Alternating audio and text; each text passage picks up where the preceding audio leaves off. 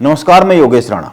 हल्द्वानी में इस वक्त ये चर्चा बहुत है, हल्द्वानी से कांग्रेस के विधायक सुमित हृदयेश आखिर ललित जोशी के नाम पर तैयार कैसे हो गए, और अगर तैयार हो गए तो क्या जमीन पर भी समीकरण ऐसे ही रहेंगे जैसे देहरादून में द्वाराहाट के विधायक मदन बिष्ट ने बीच में आकर बनवा दिए है।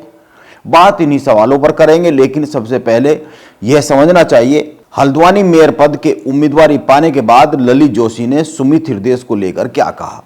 जब मीडिया ने ललित जोशी से पूछा विधायक सुमित हृदयेश का साथ आपको मिला है, इस पर क्या कहेंगे, इस सवाल के जवाब में ललित जोशी ने जो कहा उसे सुना जाना चाहिए। वो बहुत ही महत्वपूर्ण है और यह भी बताता है कि हल्द्वानी में कांग्रेस के भीतर की राजनीति क्या है और कैसे आगे रह सकती है। देखो, मैं बोलूंगा इस बारे में परसों और बोलूंगा।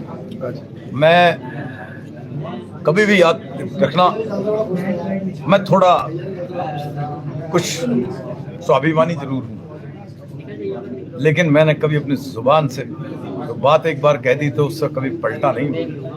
मैं आज भी कह रहा हूँ, सुमित ने बड़ा दिल दिखाया है तो ललित जोशी भी बड़ा दिल दिखाएगा भविष्य में उसके लिए। ललित जोशी ने बड़ी बात कही है, सुमित ने बड़ा दिल दिखाया है, ललित जोशी भी बड़ा दिल दिखाएगा भविष्य में उनके लिए। लेकिन मैं बात इस पर कर रहा हूं, यह जो टिकट के समीकरण देहरादून में सदे हैं, क्या यह हल्द्वानी में जमीन पर भी सद पाएंगे? इस सवाल को करने के पीछे दो कारण है। एक, आज हल्द्वानी के अखबारों में जो शीर्षक प्रमुखता से छपे हैं उनमें एक तो यह है ललित ने सुमित और दीपक के घर पर पहुंचकर साधा संतुलन, और दूसरा यह है द्वाराहाट विधायक ने कराई सुमित और ललित जोशी के बीच में सुलह। आप एक तीसरी बात पर भी ध्यान दीजिए, इन दो शीर्षकों के अलावा जब 2018 के हल्द्वानी के नगर निगम के चुनाव हुए थे और मेयर के चुनाव में सुमित हृदयेश खड़े हुए थे मेयर की उम्मीदवारी को लेकर कांग्रेस के लिए, क्योंकि सुमित हृदयेश की माताजी इंदिरा हृदयेश ने अपने बेटे की जीत सुनिश्चित करने के लिए पूरी ताकत लगाई थी। इसके बाद भी वो जीत सुनिश्चित नहीं कर पाई थी। इसके पीछे जो बहुत से कारण निकलकर सामने आए थे उनमें एक यह भी था, कांग्रेस में गुटबाजी के कारण नुकसान सुमित को हुआ है। वैसे तो ललित जोशी को उम्मीदवार बनाए जाने पर सुमित हृदयेश ने भी एक बड़ी बात कही है। उन्होंने कहा है यह चुनाव किसी व्यक्ति का चुनाव नहीं है, यह चुनाव कांग्रेस का बीजेपी के सामने चुनाव है। सुमित हृदयेश की बात बहुत बड़ी महत्वपूर्ण है, लेकिन राजनीति का एक बड़ा सच होता है और वो यह एक लाइन के बराबर में कभी दूसरी लाइन नहीं खींचने दी जाती है।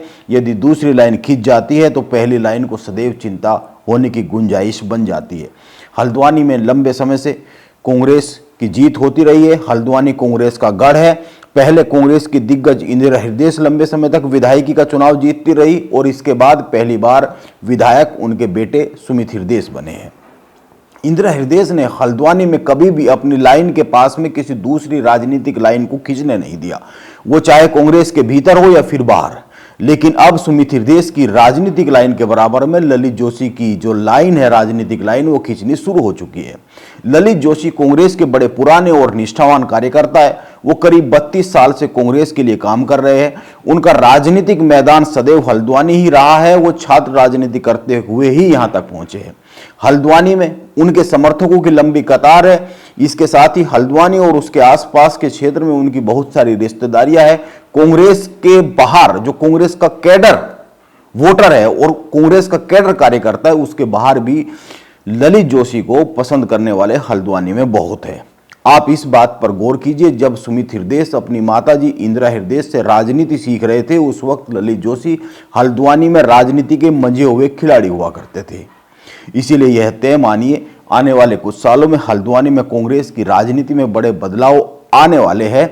अगर कांग्रेस यहां पर जीत जाती है, ललित जोशी जीत जाते हैं तो फिर तो बहुत सारे बदलाव आएंगे।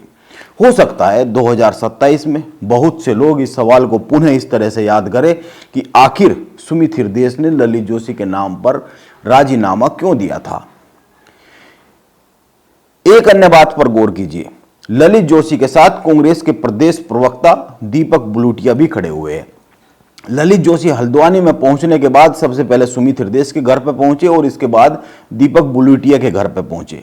एक तस्वीर भी जारी हुई जिसमें सुमित हृदयेश के घर पर दीपक बुलूटिया और सुमित पास में बैठे हुए हैं और चर्चा हो रही है मेयर के चुनाव को कैसे जीता जाए इस पर।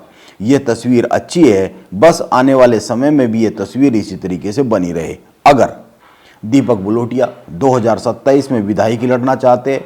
उन्होंने मेयर के पद के उम्मीदवार के लिए कांग्रेस में आवेदन नहीं किया। उनका मानना है वो मेयर का चुनाव नहीं लड़ेंगे, विधायकी या फिर सांसदी का ही सीधे चुनाव लड़ेंगे। अभी कुछ दिन पहले जब मैं हल्द्वानी गया था तो उस वक्त भी उन्होंने मुझे यही बात कही थी कि वह मेयर का चुनाव लड़ना नहीं चाहेंगे, वह सीधे सांसदी या फिर विधायकी का चुनाव लड़ेंगे। उस समय नगर निगम चुनाव की सुगबुगाहट ही शुरू हो रही थी। इसीलिए देखते हैं हल्द्वानी में कांग्रेस बन रहे नई समीकरणों के साथ किस दिशा में बढ़ती है और क्या कमाल करती है।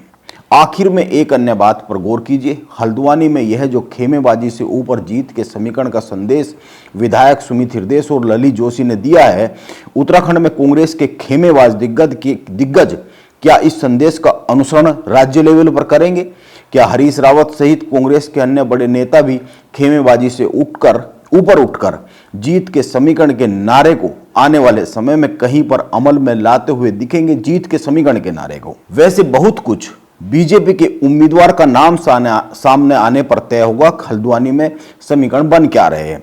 हल्द्वानी में बीजेपी में इतना बड़ा घमासान मचा हुआ है जितना बड़ा मेयर पद की उम्मीदवारी को लेकर शायद ही कभी मचा हो। मैं यह वीडियो करीब 3:30 बजे रिकॉर्ड कर रहा हूं और इस वक्त तक बीजेपी ने राज्य के 11 में से 6 नगर निगम के मेयर पद के उम्मीदवारों का नाम जारी किया है। कल नामांकन का आखिरी दिन है, इसीलिए जाहिर सी बात है बाकी जो 5 नाम है वो भी आज ही घोषित होने हैं और हल्द्वानी भी उनमें से एक है। हल्द्वानी और देहरादून में बीजेपी के सामने बड़ी चिंता पैदा हो गई है। जो मजबूत दिख रहे हैं उनको बीजेपी का हाईकमान टिकट देना नहीं चाह रहा है और जो अन्य है उनकी हार की चिंता सता रही है, क्योंकि हल्द्वानी में बीजेपी में एक गुट इतना मजबूत पिछले कुछ सालों में हो गया है, यह डर है वो दूसरे नाम को चिंता में डाल सकता है। इसीलिए कभी किसी नाम की आगे चर्चा होती है, कभी किसी नाम की चर्चा होती है। अब देखते हैं बीजेपी में कौन चेहरा मैदान में आता है और ललित जोशी कांग्रेस के भीतरी समीकरणों को कैसे साधकर जमीन पर उतरते हैं। नमस्कार, मैं योगेश राणा।